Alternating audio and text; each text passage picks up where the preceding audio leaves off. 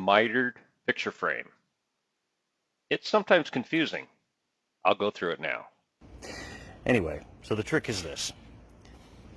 Make sure that your saw is at 45, and you can do this by picking your square, and you can see that the blade is perfectly aligned at 45 degrees. Sometimes these are off at 45 degrees.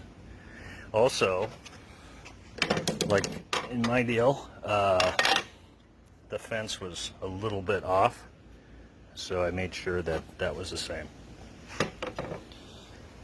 Once you get this set up, do not flip it around. Flip your board around, it's easier. So like, make your first cut, right? Then measure and make your second cut. Make sure you measure from point to point.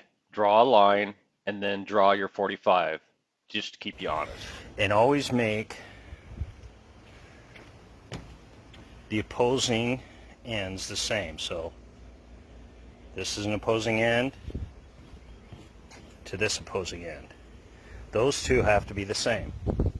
These two have to be the same regardless. Like, so if your square is, let's say, 33.5 and the opposing ones are 33, we'll make both of these 33 and make both of these 33.5, and then it'll be perfectly mitered, framed in.